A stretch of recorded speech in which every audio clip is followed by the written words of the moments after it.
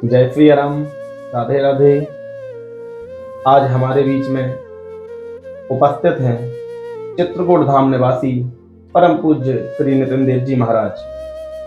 आज कुछ भक्तों के प्रश्न आए हुए हैं तो उनका समाधान भी जानेंगे महाराज श्री से आप हम सभी। कुछ भक्तों के प्रश्न हैं कि हम गौ माता की सेवा कैसे करें। गौ माता की सेवा तो सभी को करना चाहिए क्योंकि गौ हमारी माता है, लेकिन सेवा कैसे करें ये सब समाधान हम महाराज श्री से जानेंगे।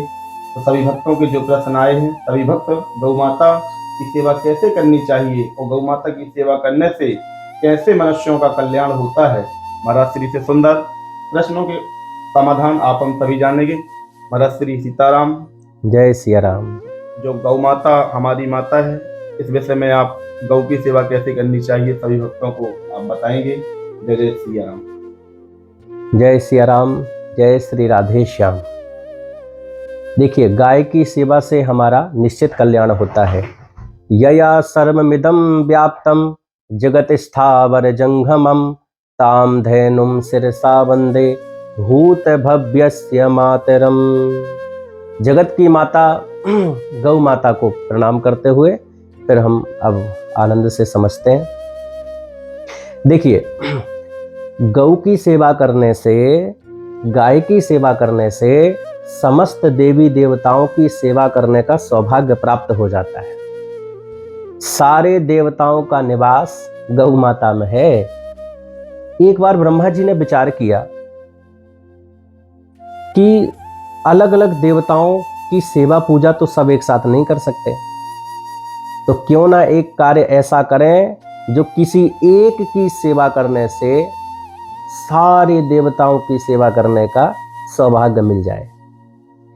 तो ब्रह्मा जी ने बड़े प्रेम के साथ में दिव्य गौ माता को प्रकट किया और गाय को प्रकट करके भगवान ब्रह्मा जी ने समस्त देवताओं से कहा, सुनो, गौ माता के अंग प्रत्यंग में सब बड़े प्रेम के साथ में विराजमान हो जाओ। तो गौ माता के अंग अंग में समस्त देवताओं का निवास है। समस्त देवता विराजमान हो गए। अंतिम में केवल दो, माता सरस्वती और माता लक्ष्मी, ये थोड़ा सा देर में आई। तो सारे देवताओं ने अपने अपने स्थान को चयन करके विराजमान हो गए। तो सरस्वती जी आई, लक्ष्मी जी आई, ब्रह्मा जी से कहती हैं हमारा भी स्थान हो। ब्रह्मा जी ने कहा सारे देवता अंग अंग में गौ माता के समस्त देवता विराजमान हो गए हैं और आपको अब बड़े प्रेम से विराजमान होना है, तो केवल दो स्थान शेष बचे हैं, केवल दो। कौन कौन से? बोले गाय का मूत्र और गाय का गोबर, ये दो बहुत पवित्र, बोले ये बचे हुए हैं।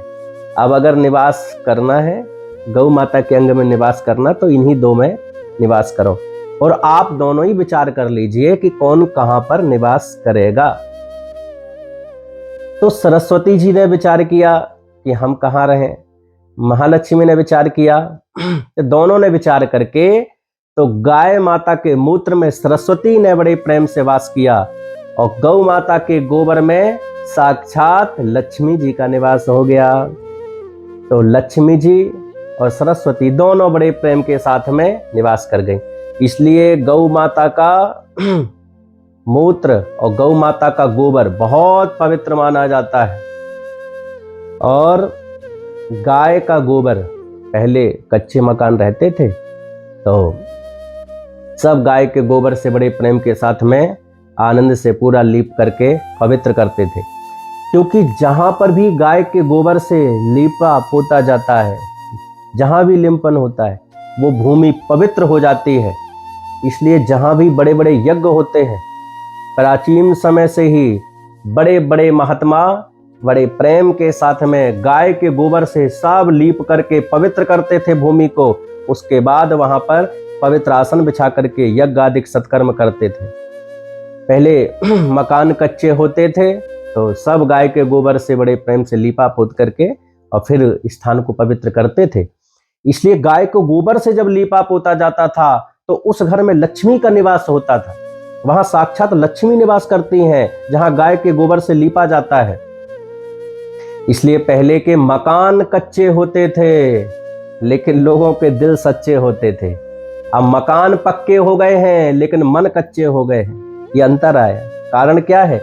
गाय के गोबर से जब लीपा पोती बड़े प्रेम से लीपा जाता था, तो वहां लक्ष्मी का निवास होता था। इसलिए पहले लोग बहुत सुख शांति में जीते थे, बड़े सुखी रहते थे। आज मकान पक्के हो गए हैं, लेकिन आप देखिए स्थिति क्या हो गई है कि आज सुख शांति नहीं है। ताल से तो लगवा लिया, लेकिन कौन कब गिर करके हाथ पैर तोड़वा ले, कोई भरोसा नहीं है। इसलिए गाय के गोबर में साक्षात लक्ष्मी का निवास है। इसलिए गाय के गोबर से लीप करके फिर आप वहां पर सत्कर्म करिए तो निश्चित कल्याण होता है। गौ माता का इसलिए पीछे का अंग बड़ा पावन पवित्र माना जाता है। इसलिए जब गौ दान भी करते हैं ना, तो बड़े प्रेम से पूंछ से बड़े प्रेम से दान किया जाता है। इसलिए गाय की खूब सेवा करनी चाहिए। सारे देवताओं का किसी में निवास है तो केवल एक है, वो गौ माता। इसलिए गाय की सेवा करने से सारे देवताओं की सेवा करने का सौभाग्य प्राप्त होता है। और भगवान कृष्ण ने क्या किया? भगवान कृष्ण जब बड़े प्रेम से श्रीधाम वृंदावन आए तो माँ से कहते हैं, माँ मैं गौचारण करूंगा। तो यशोदा मैया कहती हैं, बेटा तू छोटा है, चल बछड़ा ही चरा। भगवान ने बछड़ा बड़े प्रेम से चराना प्रारंभ किया। बछड़ा आपको बताएं, भगवान ने बछड़ा के जब चराते थे तो एक वत्सासुर नाम का दैत्य आया, तो भगवान ने उसका वध कर दिया था। तो जब बछड़े के रूप में था, भगवान ने वध कर दिया। भगवान को भी उस बछड़े की हत्या लग गई, तो राधा रानी ने कुंड खोदा था, उसमें भगवान ने स्नान किया था। क्यों? क्योंकि उस स्वरूप में था वो। गाय की सेवा समस्त देवताओं की सेवा है। सारा संसार भगवान कृष्ण के पीछे पीछे डोलता है। हम भगवान की भक्ति करते हैं, भगवान को तो चाहते हैं ना। सारा संसार भगवान को प्राप्त करने के लिए आगे बढ़ रहा है, लेकिन भगवान गौ माता के पीछे पीछे डोलते हैं। भगवान गाय के पीछे चलते हैं, गाय की सेवा करते हैं। क्यों? क्योंकि भगवान कहते हैं गौ माता ने बड़ी कृपा करके मुझे सेवा प्रदान करी, और जिस गाय की कृपा से मेरा नाम गोपाल पड़ा है, गोपाल गोविंद, ये गौ माता की कृपा से ही तो पड़ा। इसलिए भगवान स्वयं गाय की सेवा करते हैं। इसलिए पहली रोटी गौ माता की। हम फिर कहते हैं, दरिद्रता घर में कभी नहीं आएगी, लेकिन एक कार्य करना प्रारंभ कर दो, सबसे पहले थाली गौ माता की निकालना प्रारंभ कर दो। बस गाय की सेवा करना प्रारंभ कर दो।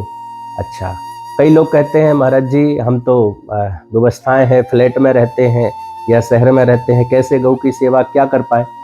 कोई बात नहीं, आप वहां पर नहीं रख सकते, क्योंकि आज तो बड़ी स्थिति खराब चल रही है लोगों की। अरे भाई, कुत्ता को रख लेंगे, कुत्ता हमारे घर में पूरे घर में डोलेगा, वो चलेगा। एक गौ माता ना डोल पाए, जिस गौ माता में देवता निवास करते हैं, तो कोई बात नहीं। अगर आप वहां सेवा नहीं कर सकते हैं, तो जहां गौशाला में गाय की सेवा हो रही है, वहां जाकर के बड़े प्रेम से गौ की सेवा करें। एक गौ माता को गोद लेकर के आजीवन गाय की सेवा करें, तब भी आपको गौ सेवा का ही पूर्ण लाभ मिलेगा। इसलिए गाय की सेवा जीव मात्र को अवश्य करनी ही चाहिए, ये जीवन में याद रखें। जय श्री राम, जय गौ माता।